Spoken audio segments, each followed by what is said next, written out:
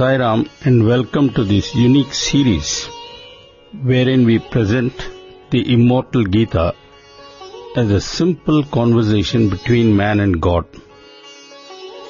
We are doing this in order to highlight the fact that the message of the Gita is not only eternal but also very much needed in dealing with today's problems. Indeed, it is precisely because of that our beloved Swami has been tirelessly explaining the divine message for over 50 years to diverse audiences in many places. In our presentation, we augment the immortal dialogue between God and man with gleanings from the teachings of Swami, so that spirituality becomes easier to understand and also to practice. As we concluded the last episode, Krishna was explaining one more time the importance of duty, and now Arjuna seems to have a doubt. Let us listen in. Lord, I do not quite understand what you are saying about duty and the situation in which life places us. It is this way, Arjuna. Destiny has ordained that you shall be born as Kshatriya. Now that God has placed you in a certain situation, you should not waste your time asking why God has done this to me. Instead, you should ask what is the duty that God wants you to perform. As a Kshatriya, your duty is to protect dharma and oppose its enemies.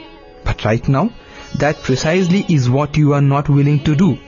In other words, you are trying to run away from your duties. Is that right action?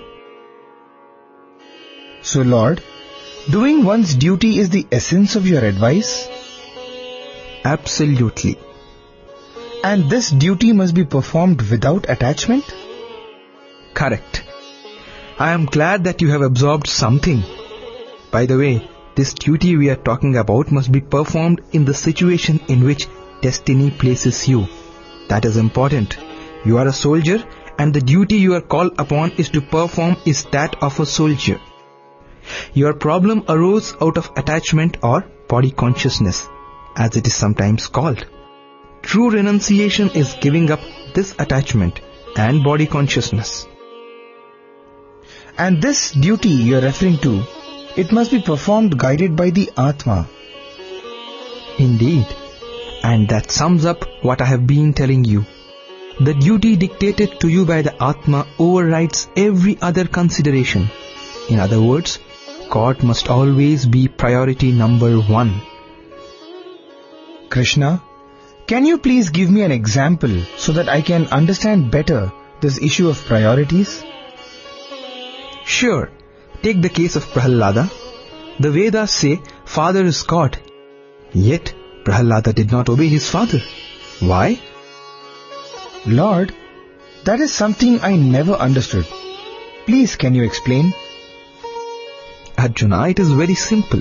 In Prahalada's case, father tried to insist on wrong priorities. If father comes in between you and God, God must be followed and not father. This is precisely the lesson that the story of Prahalada and Hiranyakashipu teaches. So it is in every case. But then what is the meaning of the teachings of the Vedas? Pitru Devo Bhava.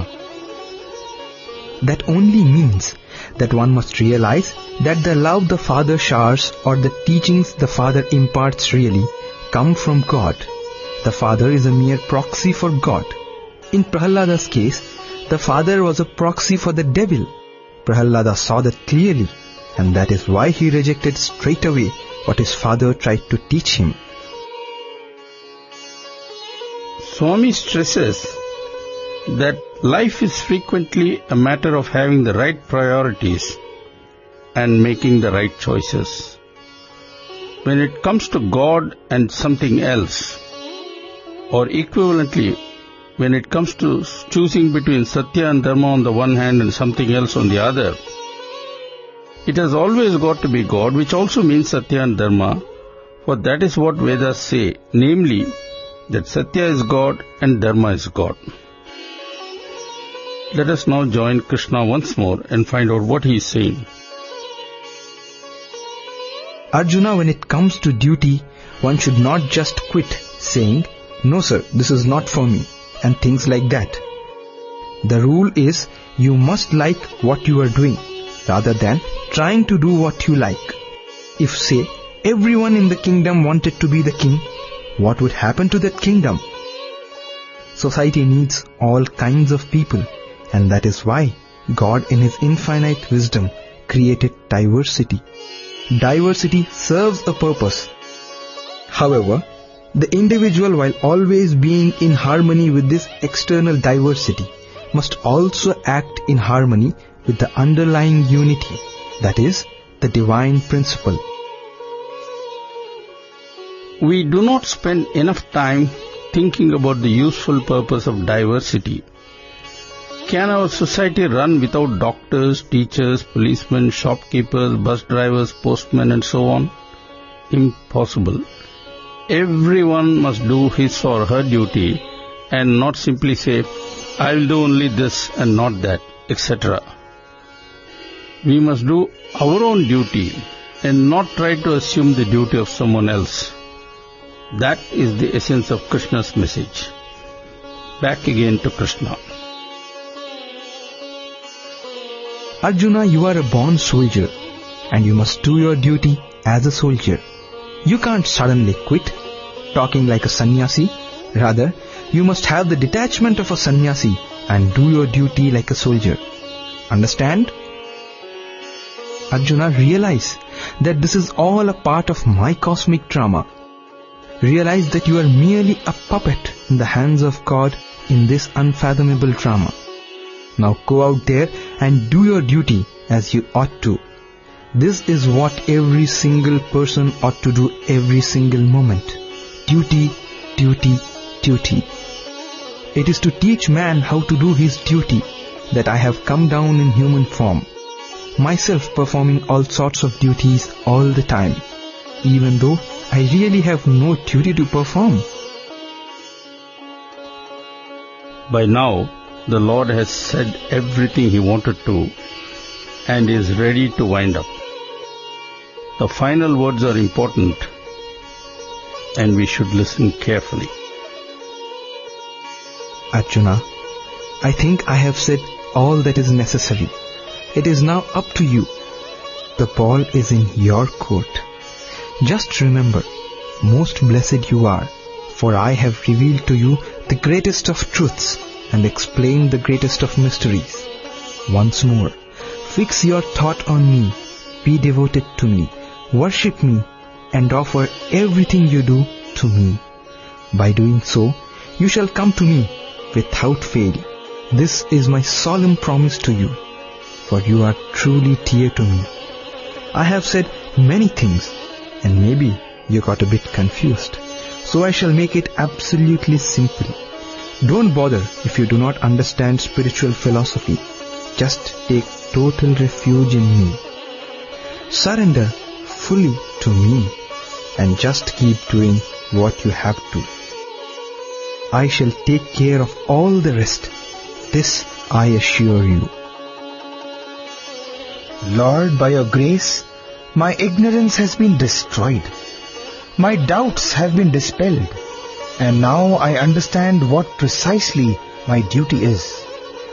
I vow that I shall do precisely as you command. So help me God. Dear listener,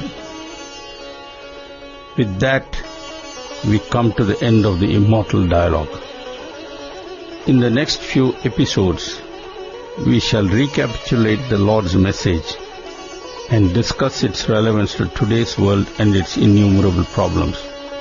That we shall do by leaning on the teachings of Bhagavan Sri Sathya Sai Baba. In the process, we shall discover how vital the Gita is to today's world. Wherever we turn, we see mostly problems. Few realize that almost all these problems are created by humans, and also that all these problems have a solution in the Gita.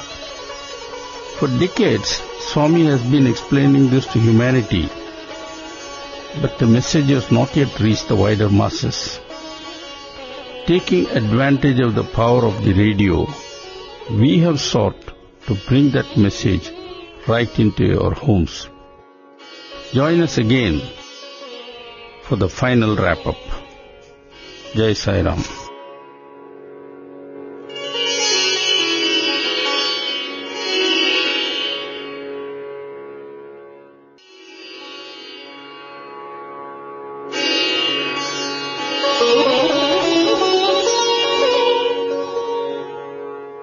Sai Ram, I hope you liked and have benefited from our unusual presentation of the message of the Gita, brought out in the preceding 21 episodes in the form of a simple dialogue between Krishna and Arjuna.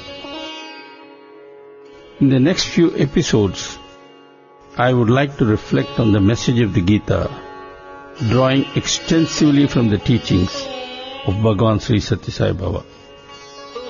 I would like to start by presenting first a few key slokas from the Gita, which would serve as the background.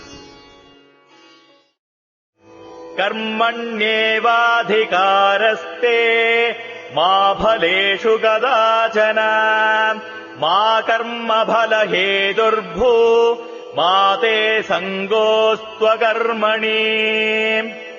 Action alone is thy province, and not the fruits thereof. Seek not the fruits of action, nor shouldst thou avoid action.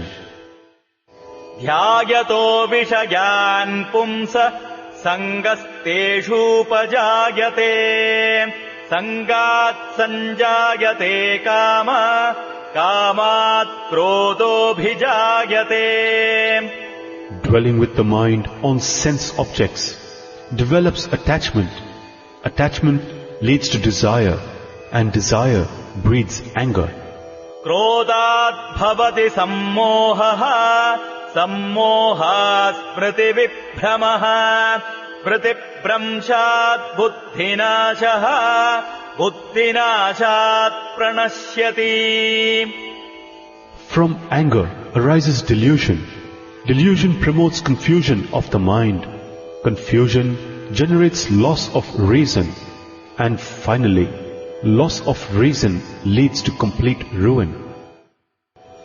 Yajñārthāt karmanonyatra lokoyam karma bandhanaha tadartham karma kaunteya mukta sangas samachara. Actions normally fetter the human being, but not when they are performed as acts of sacrifice.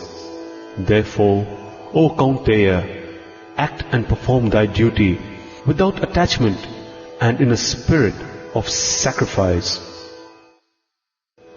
Evam pravartitam chakram nanuvartayati hayah akhayurindriyaramo mogham partha sajivati. O Partha, one who does not revolve with the wheel of sacrifice, but seeks instead mundane pleasures through the gratification of the senses, lives in vain. Sreyan swadharmo viguna paradharmastvanushtitad swadharmo nidhanam sreya paradharmo bhayavaha. One's own duty, though seemingly devoid of merit, is superior to that of another, even if well performed. It is preferable and honorable to die doing one's duty. Undertaking another's duty is fraught with danger. Avrutam jnanametena jnanino nityavairina kamarupena kaunteya dushpurena lanena cha. Desire is the wise man's eternal foe, O Kaunteya, and is like an insatiable fire. Yoga sanyasta karmanam ज्ञानसंच्छिन्न संशयम् आत्मबन्धम् न कर्माणि निबध्नन्ति Dhananjay. O Dhananjaya, actions do not fetter him who through yoga has renounced the fruits of action, whose doubts have been rent asunder by knowledge, and who is poised in the self. Yo mam pashyati sarvatra sarvam cha mayi pashyati tasyaham na pranashyami sacha me na pranashyati. He who sees me in everything and everything in me, him I shall never forsake, nor shall he lose me. Matta paradaram nanyat kinchidasti dhanam jaya magis sarvamidam prodam sutre manigana giva. There is nothing whatsoever higher than me, O Dhananjaya. All this is strung on me as a row of pearls is on a thread. Antakale ja mameva smaran mukva kalevaram yaprayadi samadbhavam yadi nastyatra samshayah. Whosoever remembers me at the time of death merges in me. Of that there is no doubt. Tasmat sarveshu kaleshu mamanusmara yudhyaja mayyarpita mano buddhi mame vaishyasya samshayam. Therefore, at all times remember me and fight. With mind and reason thus fixed on me, thou shalt surely come to me. Ananyaschintayanto mam ye jana paryupasate tesham nityabhiyuktanam yogakshemam vahamyaham. As for those who exclusively worship me, who meditate on me with no other thought, and who are ever steadfast, I bear entirely the burden of their welfare. Patram pushpam phalam toyam yo me bhaktya prayachhati tadaham bhaktyupahridam asnami prayatatmanah. Any offering by an earnest devotee, be it just a leaf or a flower or a fruit or even water, if the offering is made to me with full devotion, I lovingly accept. Yat karoshi yadasnasi yajjuhoshi tadasi yat tapasyasi kaunteya tat kurushva madarpanam. O Kaunteya, whatever thou doest, whatever thou eatest, whatever thou offerest as sacrifice or gift, whatever austerity thou dost perform, unreservedly dedicate it to me. Adveshta sarva bhutanam maitra karunagevacha nirmamo nirahamkara sama dukkha sukhakshami. That one I love, who is incapable of hatred, and who returns love for hatred, living beyond the reach of I and mine, and of pleasure and pain. Santushta satatam yogi yatatma dridhanishchayah mayyarpita mano buddhi yo madbhakta same priyah. Contented, self-controlled, firm in faith, with all his mind and all his heart given to me, such a one is dear to me.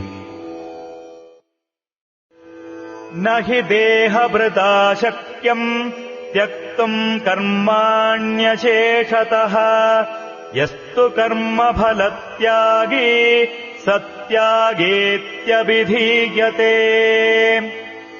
It is indeed impossible for an embodied person to renounce action completely, but he who renounces the fruit of action can be considered as having truly sacrificed, that is, a tyagi. तमेव शरणं गच्छ सर्वभावेन भारत तत्प्रसादात् परां शान्तिं स्थानं प्राप्स्यसि शाश्वतम्. In him alone, O Bharata, wholeheartedly seek refuge. By his grace, thou shalt gain supreme peace and the eternal abode. मन्मना भव मद्भक्तो मद्याजी मां नमस्कुरु मामे वैष्यति सत्यं ते प्रतिजाने प्रियोऽसि मे. Fix thy thought on me, be devoted to me, worship me, and prostrate before me. So doing, thou shalt indeed come to me. Solemn is my promise to thee, for thou art truly dear to me. सर्वधर्मान् परित्यज्य मामेकं शरणं व्रज अहं त्वा सर्वपापेभ्यो मोक्षयिष्यामि मा शुचः.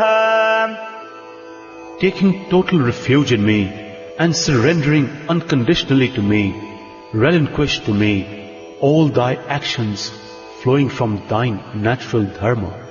I shall absolve thee of all sins. Worry not. The Gita has 700 slokas, but the ones just presented contain the essential points we need to shape our lives. I said earlier that Gita is meant to be a manual for life. Let us start with the question, what is life? Or better, what is the main purpose of life? People would naturally give 100 different answers, most of them based on a materialistic point of view. From a spiritual point of view, there is only one answer to this question, and Swami has clearly spelled that out for us. He says, from God you have come, and to God you must return. Several questions now arise.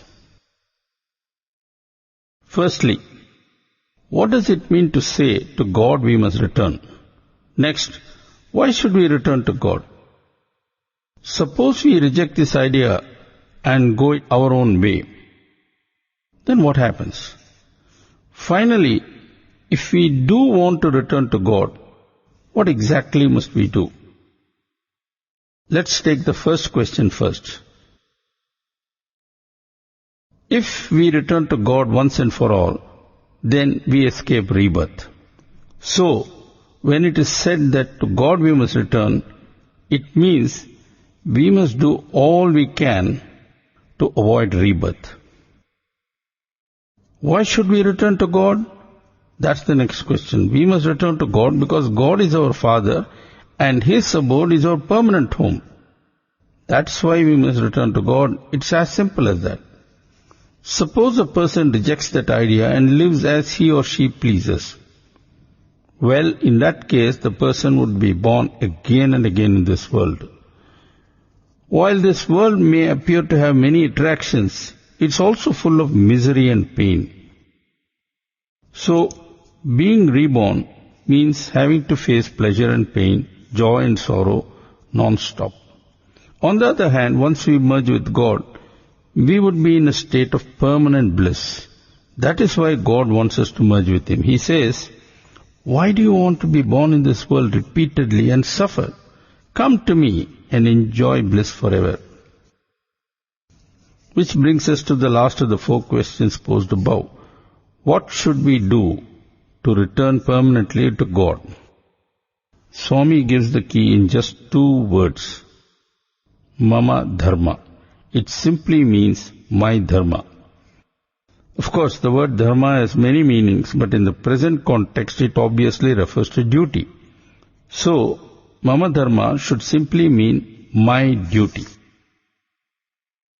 These words sound simple, but the subtlety lies in the real meaning of the word my.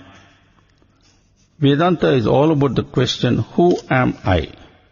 Swami says, man deludes himself by imagining to be the person whose name is shown on his business card, by the worldly position he occupies, by the status he commands, and so on.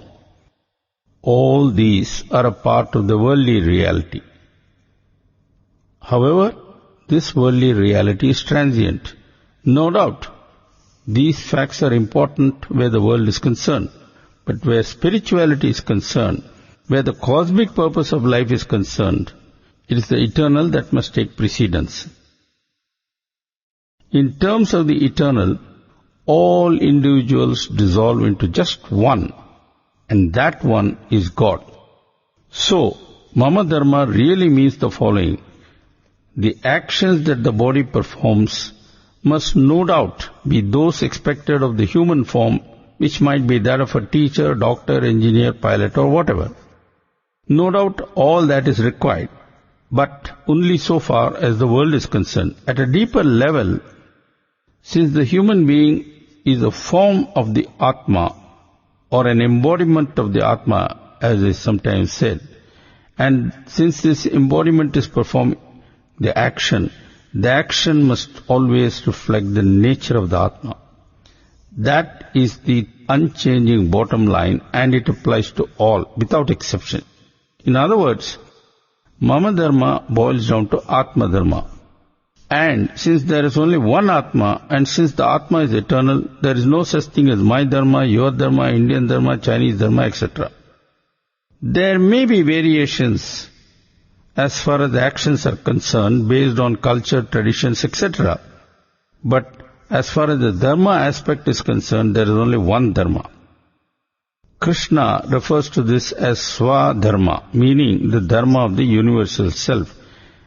Since that universal self is also called Atma, Swadharma means Atma Dharma.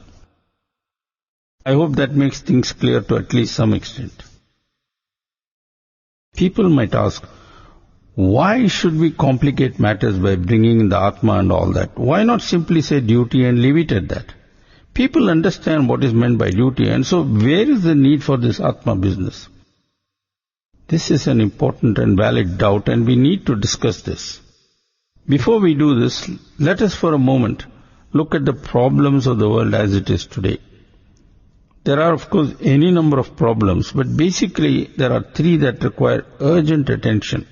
They are, 1, the problems associated with violence, conflict, terrorism, etc. 2, the problems looming large on account of the impending climate change. And 3, the problem of mass poverty. There are, of course, many other problems we can identify, but in a sense, many of these could be linked to the 3 primary ones listed above. Each problem has its own cause, but at the root of it all is the human mind. No one can deny that violence starts really in the human mind.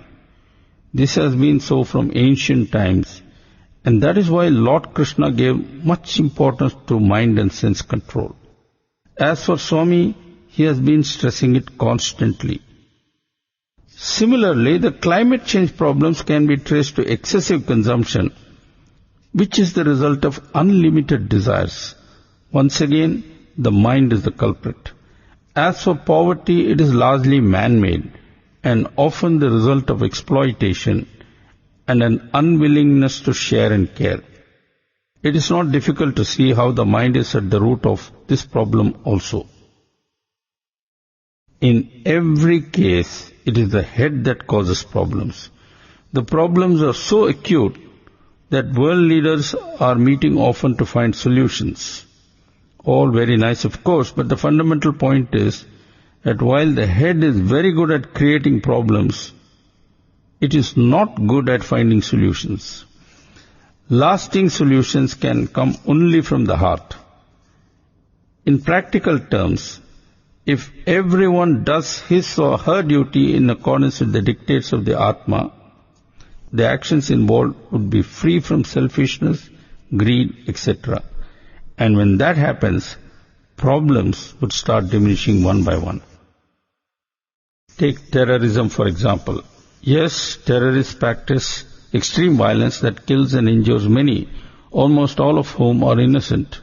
Steps to control violence are necessary. At the same time, since violence is born in the mind, it cannot be simply eliminated by bombs or guns. Can anybody shoot the mind and kill it? One may kill a terrorist, but the violent philosophy of the dead man may come alive in another person. It's all like the fairy tale in which many demons spring from the blood drops of the demon that is struck down. This is where Swami's message of universal love assumes great importance. How is universal love connected with Atma Dharma or Mama Dharma? That we shall see next time. Meanwhile, thanks for listening. Jai Sai Ram.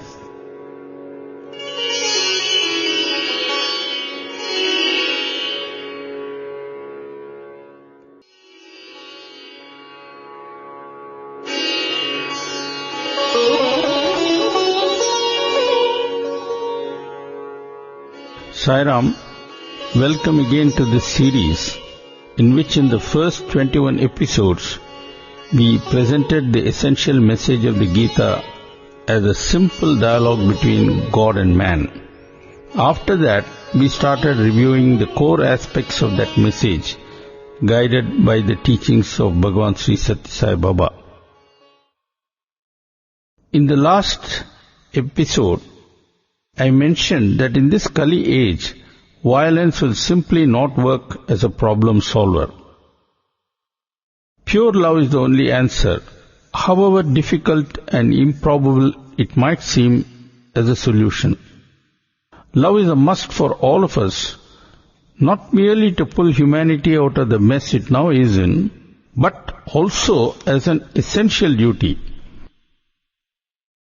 Keeping this in mind, I now wish to turn to the intimate connection between love and duty. Inevitably, this would raise many questions, and we shall try and address all of them.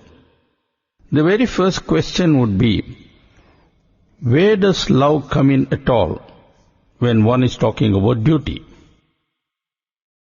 The best way of dealing with this question is to first recall what Krishna says about duty. He says, "O man, I have no duty whatsoever in any of the three worlds I have created. Yet, when I incarnate in human form, I perform actions that teach man how he should perform his duty." I hope you would accept that God would not waste his time setting an example about duty if that was not important. Alright, we accept that. But where does love, universal love in particular, come into all this? Now that is a very interesting point, and Swami has shed much light on that. Bhagavan Baba says, "O man, you are not just human. Your form may be human, but at the core you are actually divine. Thus, you are really an embodiment of pure love. That is why I often call you Prema Swarupa. You are also the embodiment of the Atma, which is why I refer to you as Divyatma Swarupa." So, as Swami reminds us ever so often, man is the very embodiment of the Atma or the universe self, and also the embodiment of Prema or pure love. You might wonder, how can that be? Well, is it not said that God is love and love is God? And have I not mentioned earlier that Atma and God are one and the same? So, God, love, Atma, Prema, all these mean the same thing. So, if you are divine at the core, then where is the problem?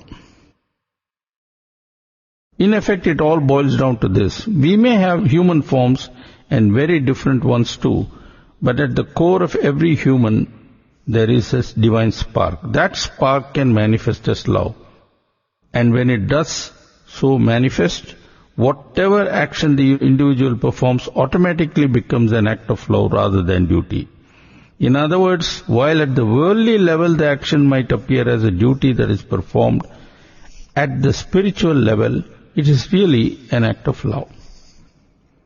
You might be wondering, but what has all this got to do with solving the problems of the world, with reducing violence, for example? Well, let us take petty crime for a start.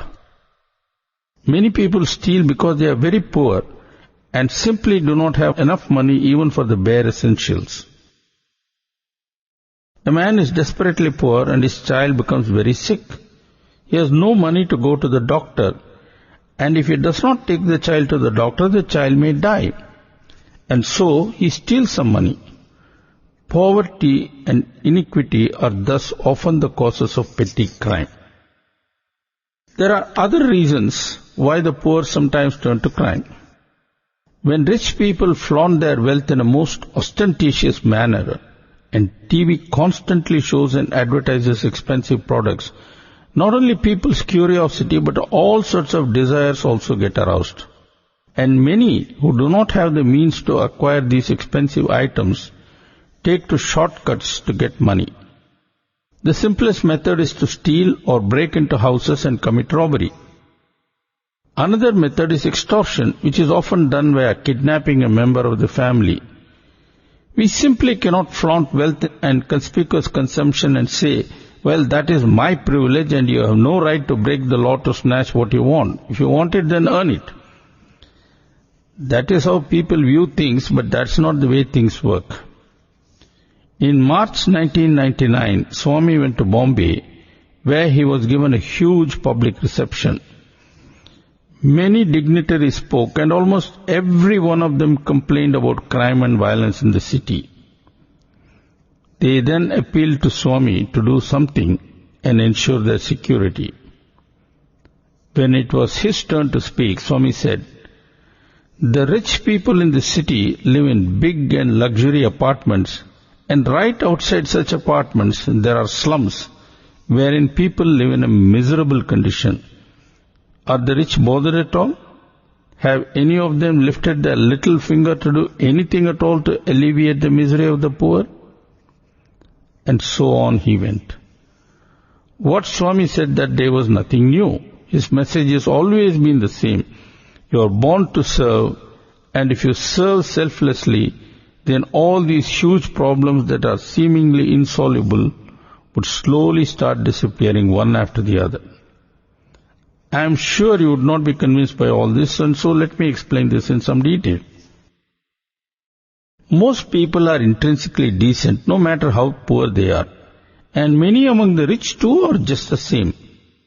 Just as not every poor person wants to resort to crime to make money, so also not all the rich are deliberately insensitive. Often they just have no idea of how intense is the suffering of the poor. I am not very happy about discussing the negativity present in the world, but I do have to make some references to it in order to highlight how insensitive people can and do become. Here's an example. Do you know that there are neckties that cost over 1 crore rupees? That translates roughly as over $200,000. Do you know that a pair of shoes have been specially made that cost $1 million? $1 million for a pair of shoes? Does that seem okay to you? And by the way, the most comfortable shoe is an old shoe. By putting on this $1 million shoe, the wearer might be able to show off, but suffering the discomfort in the foot at the same time. And besides, there is the added worry of protecting this costly shoe. Such things happen not only in the affluent West, but here in India too. Do we not hear again and again about celebrity weddings and how much they cost? Just the other day, there was the news that a rich tycoon in India presented a $60 million worth private jet to his wife on her birthday. Compare that with the request that the mother of Swami's body made to her divine son. People may say, and some rich do say this, listen, I did not steal money. I made it by hard work. I pay my taxes. I have thus paid my dues to society. The rest is mine to keep and I can do what I want with it. This is my money and I have a right to spend it the way I want. What's wrong with that? There are many problems with that kind of argument. A man may become rich by producing and selling liquor or through the manufacture and sale of cigarettes.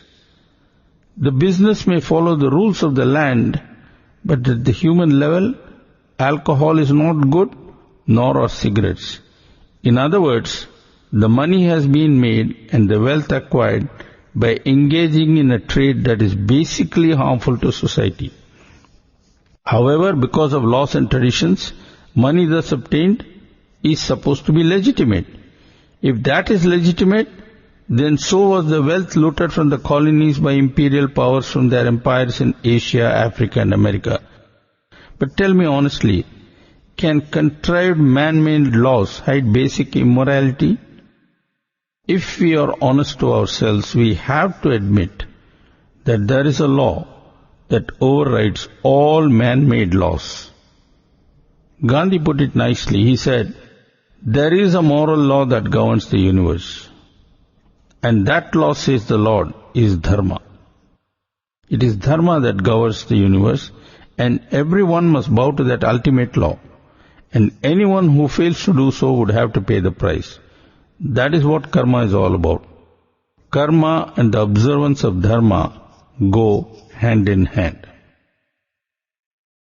Thus, one message that comes very strongly from the Gita is that in the ultimate analysis, man must bow to the moral law of the universe, overriding all man-made laws which are often incomplete. That is why courts sometimes say, we cannot convict the defendant according to the laws of the land, but the defendant is answerable to his conscience. Okay, all this is fine, but what has this got to do with love, Atma and poverty? That is the linkage that I shall now consider. Let me start with poverty and what one can do to reduce the misery it causes, even if it be to a small extent. I shall quote a few examples of simple service done by the youth of the Sai organization. The first example relates to the rejuvenation of a rural community in Andhra Pradesh. Since 1999, the monsoon had failed repeatedly, and by 2003, the residents of one village to which the Sai youth went were in deep trouble. The youth asked the villagers, in what way can we help you? Pat came the reply, we want fodder for our cattle. Our cattle are dying and we want to save them. Please help us. Now, providing fodder for starving cattle was no simple task.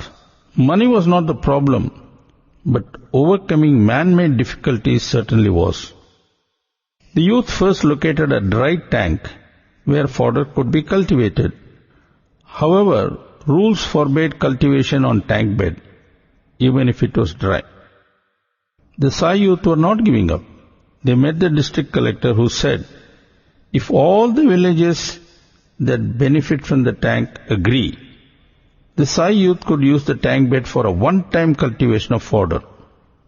So the Sai boys had to go from village to village to persuade everyone to agree to the use of the tank one time for fodder cultivation. That was finally achieved. Next came the problem of seeds. Once again the youth went to the collector, who, impressed with the effort the Sai youth were making, procured and gave free a special variety of drought-resistant seeds called the African grass Sudan variety. All this was not enough. The villagers now had to be pulled together and persuaded to cultivate fodder on the dry lake bed. Fortunately, these villagers had heard of Sai Baba since Swami had supplied drinking water for them. As a gesture of gratitude, they had formed bhajan mandalis, and the members of these mandals now went around persuading all to join in the collective effort to cultivate fodder for starving cattle. The appeal worked wonders, and everyone pitched in, burying all differences of status and caste. One group said, we never thought we would work with people from Harijanwada, but Swami brought us all together, and we did. Thanks to all this and God's grace, about 500 bullock cart loads of fodder could be harvested in 3 months, and the cattle were saved. So you see, love can work, but such love is not mere verbal love or paper love. It means sacrifice and sweat, and it means feeling that the suffering of others is no different from one's own suffering. Another example, a very different one this time. A group of youth in Hyderabad who were inspired by the ideals of Swami asked themselves, can we do anything that would help even in a little way to mitigate the misery of unemployment? Out of this desire came the idea of conducting a 2-month free computer skills course. How did the Hyderabad youth go about this?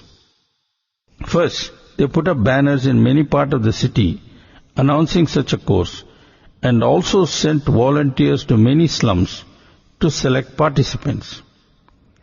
Next, they had to line up faculty members. Now Hyderabad is a IT technology city full of top IT companies. But when it comes to free service, it was not that easy to find volunteers. That is where God steps in. If we are fully charged and thoroughly motivated, God helps in His own way. Thus, by Swami's grace, many top executives offered their services absolutely free. Okay, what about the premises for conducting the course and the computers needed? No problem. The Sai Center in Hyderabad, Shivam, offered rooms where multinationals like Nokia, GE, etc. pitched in with furniture and computers. Soon, over 200 candidates were called for interview, and after an entrance test, 60 were admitted to the free computer skills course. Almost everyone who was selected was either 10th or 12th standard pass and desperately in need of a job. The course ran as scheduled, and on graduation day, many officials of multinational companies came as guests. They were so impressed by the boys who had received training that most of the boys soon got jobs. What was even more impressive was what the students said as they left after the training. One boy said, "What I have learnt in this course is not only basic computer skills, but also that one should serve others. I learned this after seeing the organizers working so hard for us. They taught us what love, sharing and caring mean." As for the employers, what impressed them most was the spirit of service that the trainees had imbued. One manager said, "Normally when we hire people, we try to find out what the goal of the candidate is. Here I found that almost everyone said that he wanted to be useful to society." This is very different from the attitudes we see in the world outside. So you see, love can work. This love is no ordinary love. It is divine love embedded in each one of us. Swami's teachings and life show how each one of us can activate this love and use it to put on the love switch in others. All this calls for sacrifice rather than mere money. However, the sacrifice never goes in vain. If we invoke the name of God and plunge into work, making it His work by offering it to Him, then success is guaranteed. This type of success does not bring us riches, but it brings something far more precious, bliss. The one who serves is filled with happiness, and so is the one who benefits from the service. No surprise in that, though at the worldly level, there is a difference between the one who serves and the one who benefits from the service. But in truth, they are both the same. That is what Krishna taught Arjuna. Jai Sai Ram.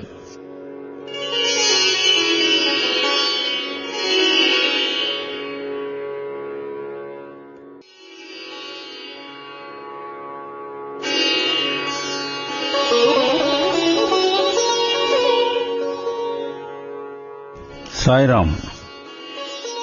We continue with our reflection on the Gita. having completed earlier a presentation of the Gita's essence as a simple dialogue between God and man. I told you earlier that the Gita is all about doing one's duty. We all know that. But how exactly should one perform one's duty? The avatars provide the best answer to that. As Krishna told Arjuna, when God incarnates as man, he has no duty to perform.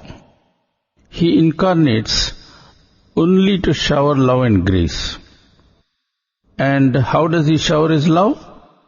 By performing actions that appear like duty to us. But for him, they are just expressions of his love. Can the same action be duty as well as love? Is it not a case of one or the other? No, says Swami. He adds, humans always tend to take the this or that approach. For the divine, however, it is often this and also that. If you perform the action routinely like most humans do, then it would be just duty. However, if you perform it with selfless love, then duty is transformed into love itself. What Swami says is exactly what we see exemplified in the lives of Lord Rama and of Lord Krishna.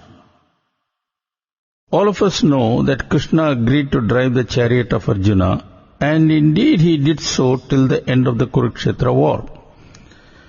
But do you know that every evening after the battle for the day was over, Krishna, God in human form, would wash the horses, feed them, and also clean the chariot?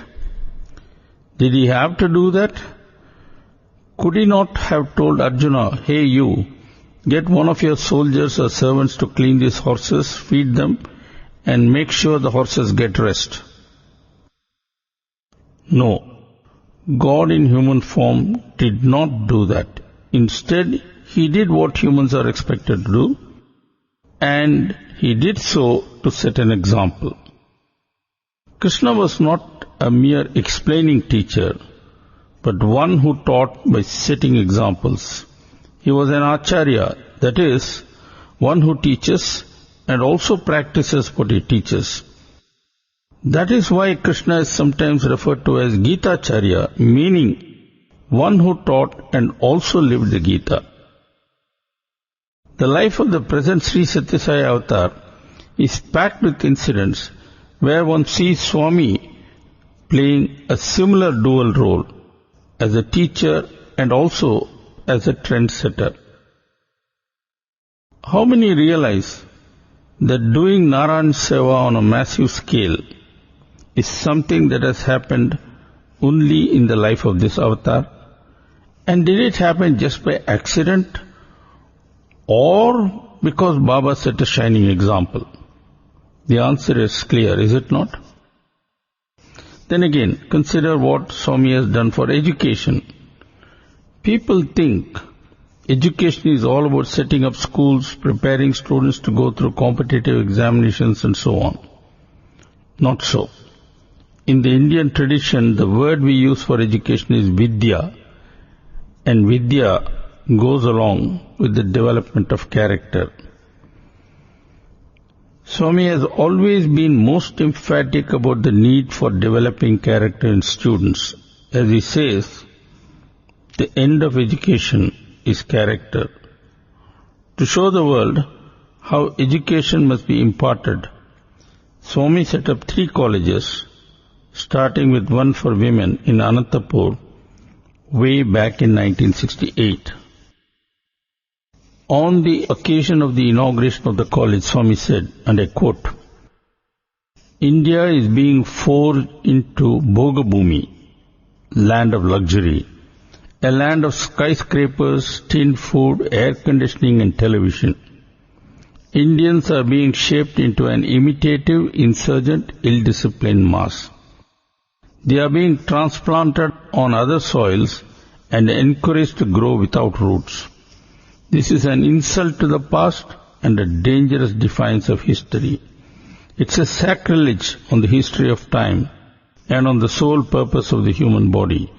That is the reason I have decided that this college shall be inaugurated on Guru Purnima Day, as a reminder of the highest tradition in which the highest ideals of life were instilled by personal example and guidance by the Guru to pupils eager to imbibe.